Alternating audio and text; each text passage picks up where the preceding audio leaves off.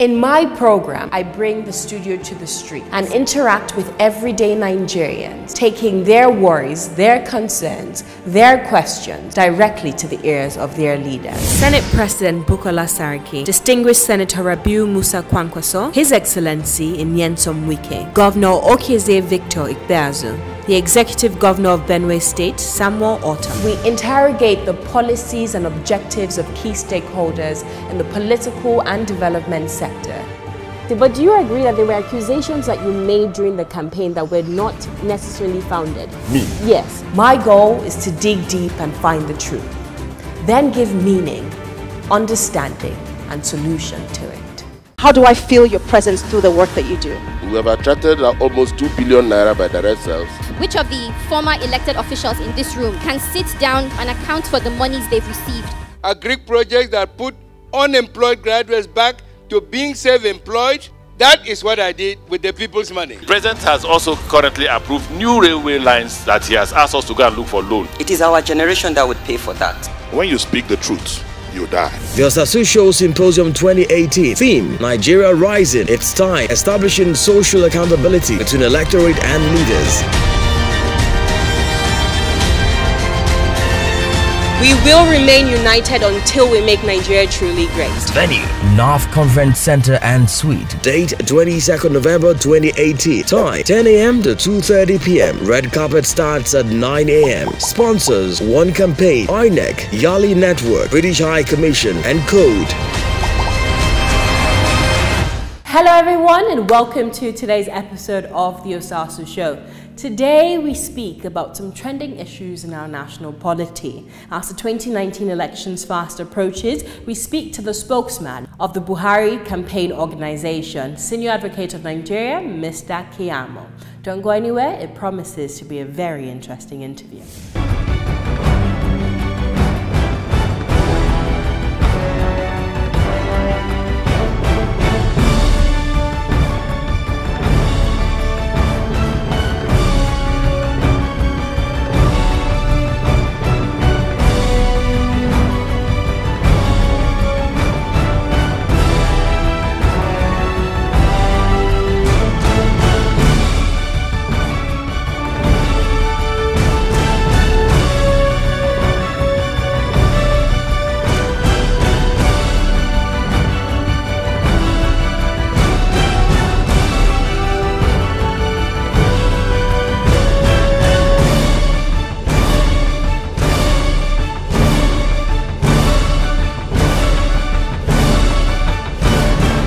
Welcome back to the Osasu Show. Joining me right now is Senior Advocate of Nigeria, Festus Keyamo. He's the spokesman of the Buhari campaign organization. Thank you so much for joining us. Thank you for inviting me here. You are most welcome. Recently, we saw WAEC went to the villa to give President Muhammadu Buhari his attestation certificate. A lot of people have claimed this certificate was forged.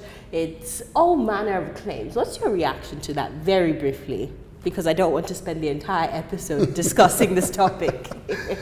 Well, thank God you don't want to spend the entire episode, because you're just going to be wasting the time of viewers. Because really, like they say, it's a dead issue. Dead issue because an authority that is empowered by law to issue a certificate, if that authority issues that certificate, there cannot be in law a question of forgery. Forgery in law is when you falsify a document pretending to be, your own, and you alter it, whereas it's somebody else that should have that document or make that document, and you now make the document purporting to be that the other person made it.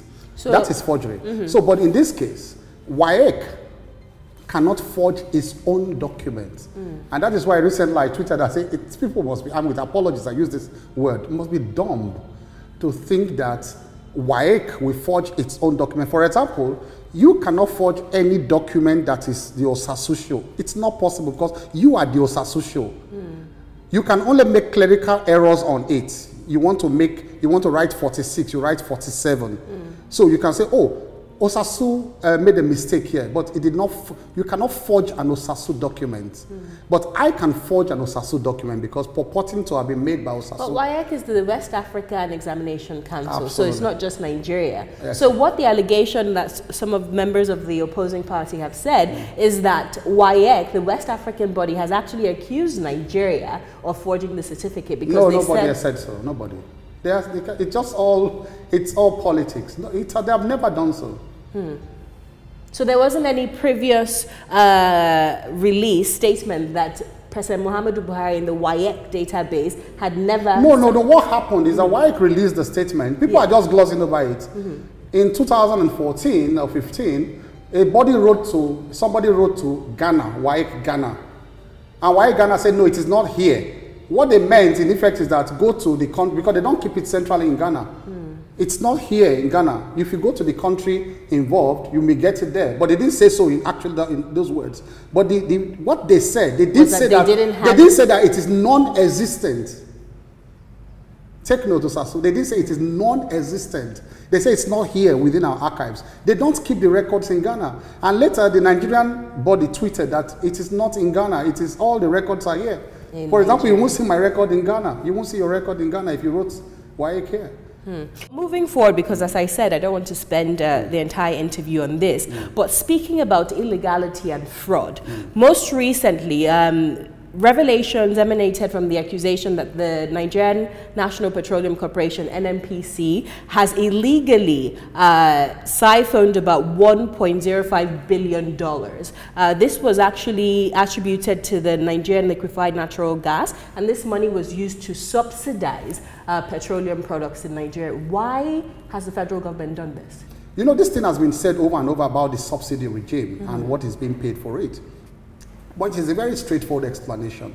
And people should please listen to me very carefully what is going on.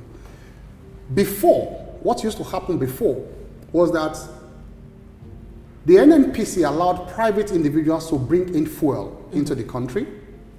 And when you bring in fuel, you will sell.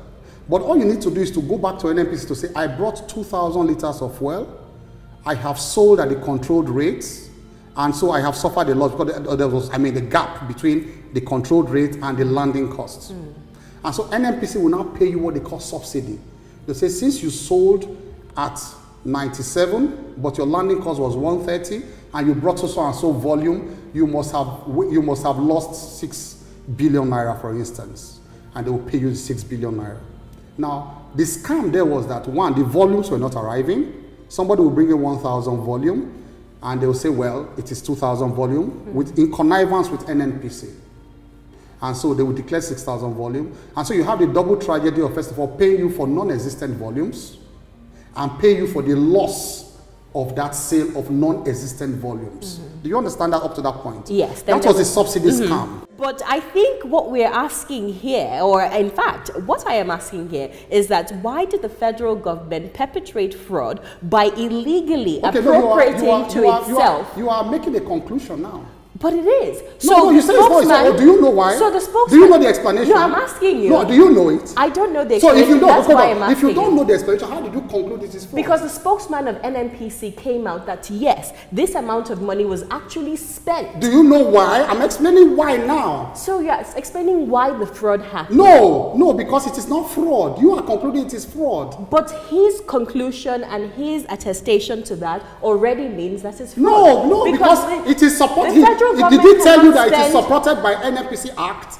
No, but so let me tell you, let me explain there. Okay. If you want to allege fraud, that means the PDP governors are aware of it because they scrutinized this loss. They made it so transparent.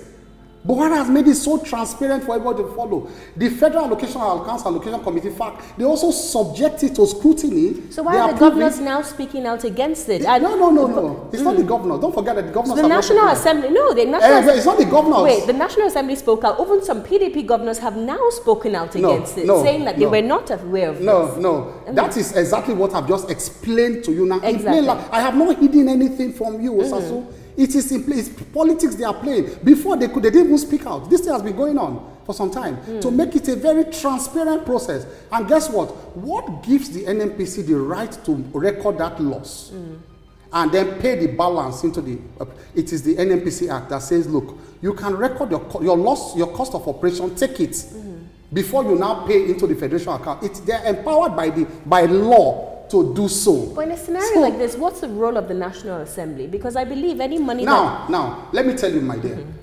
This is what has been, if the National Assembly has been patient a bit, it has been corrected in the 2019 budget proposal. The federal government says, look, Buhari said at a point, the fact that the Act allows you to record loss without even getting approval from National Assembly, the Act is there allowing you to record this loss and cost of operation. No.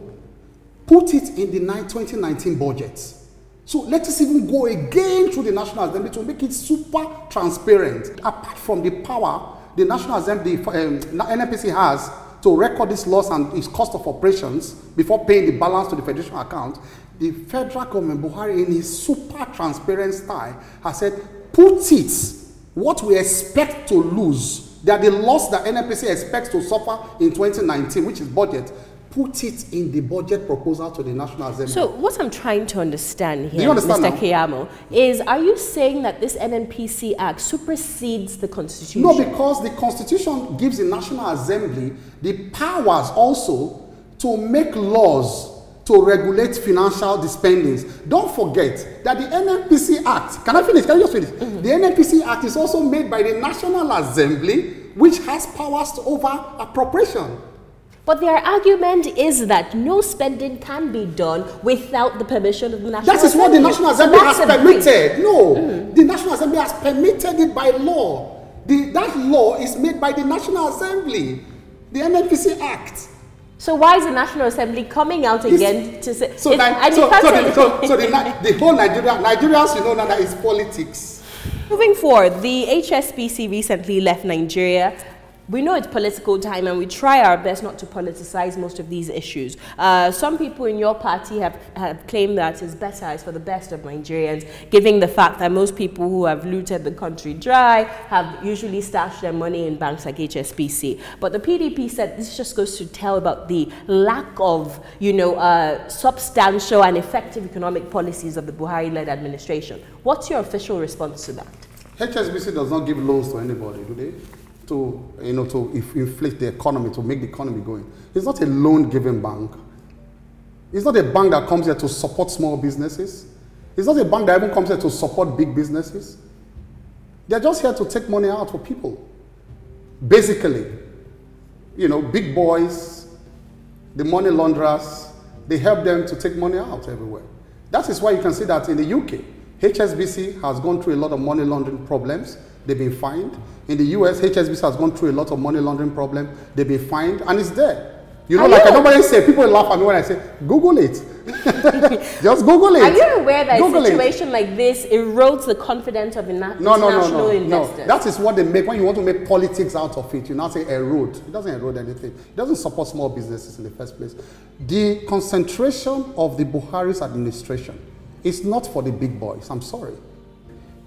This is a government for the poor and the very vulnerable. Anything that protects them, that is what is their concern. So the Buhari administration, I would love to quote this, is for the poor people. Absolutely. Not only the poor, the vulnerable, principally for them.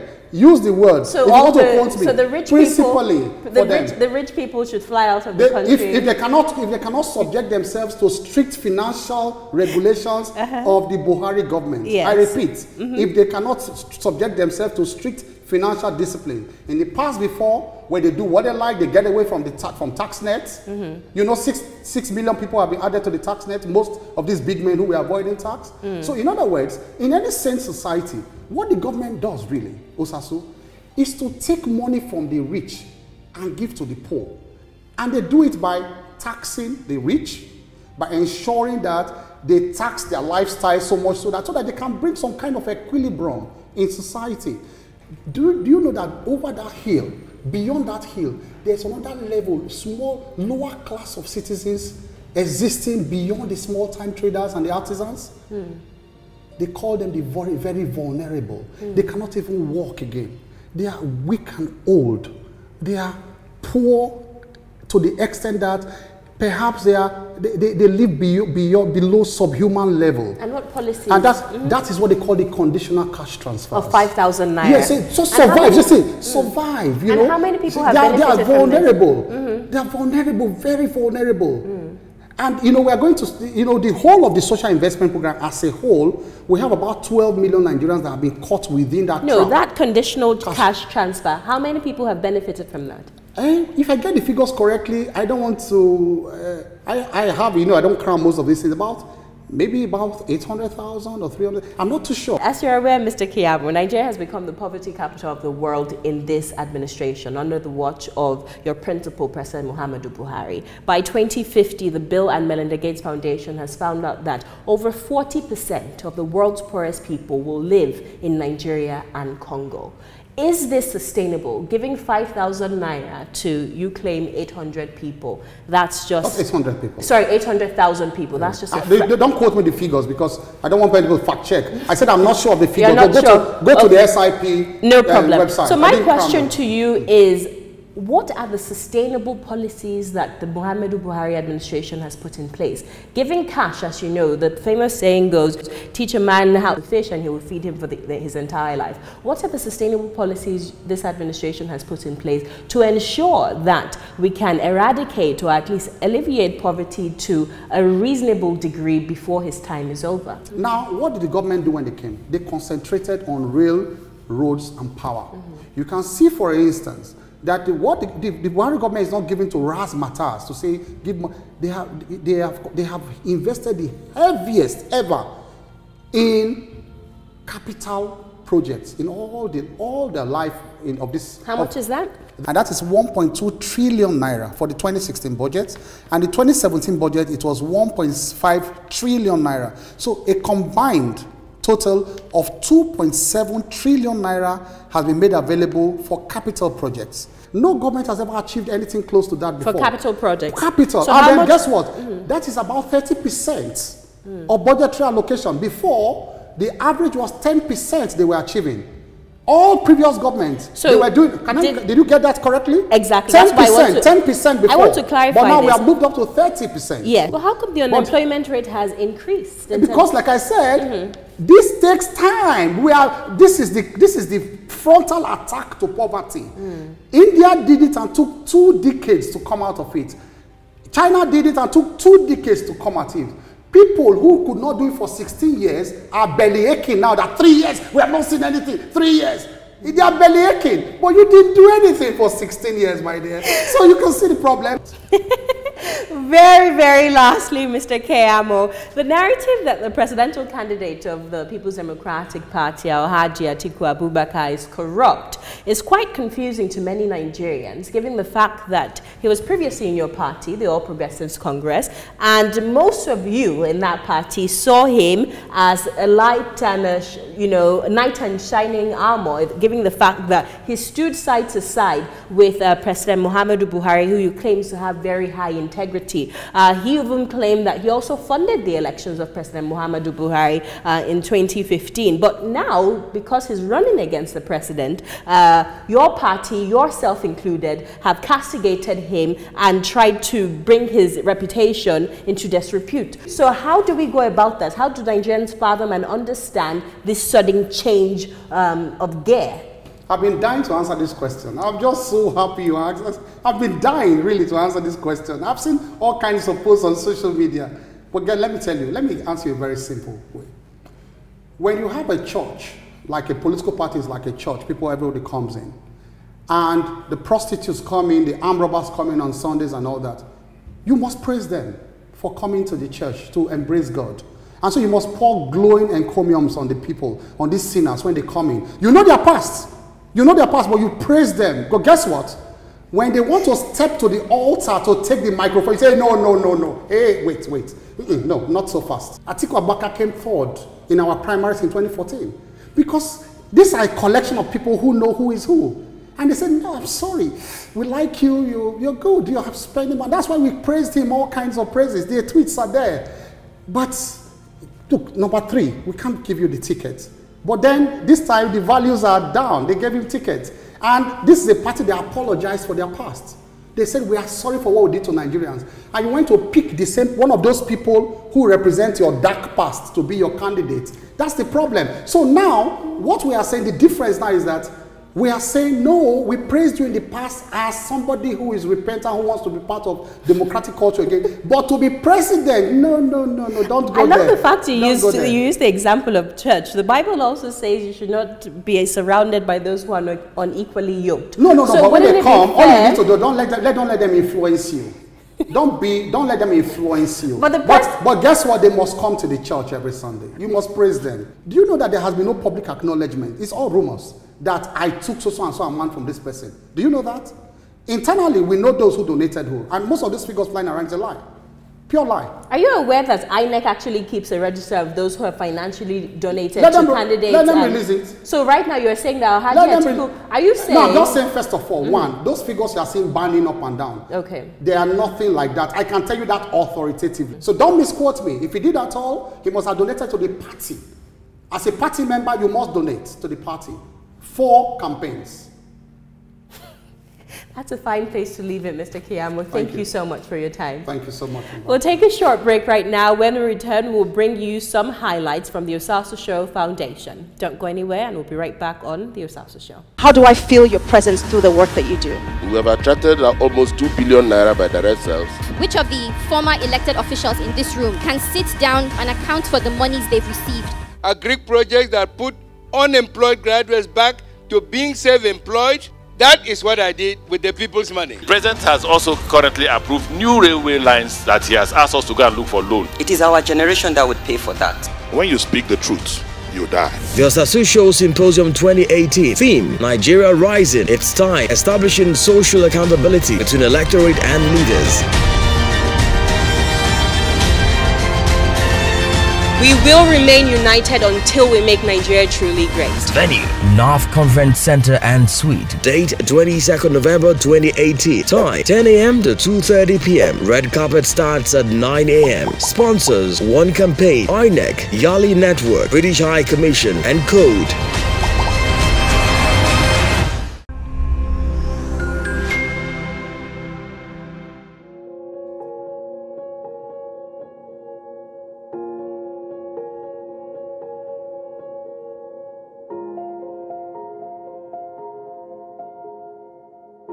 I really appreciate your work, and I pray that the Almighty God will grant you more blessings for this work of charity, especially to the rural environment.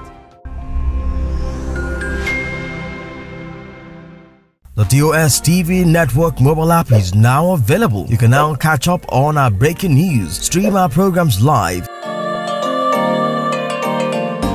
watch out for the latest update on sports and politics as they unfold. You can also get notifications for our upcoming programs and events. All these on our TOS TV Network mobile app, available on Apple Store and Google Play Store. TOS TV News from Africa by Africans.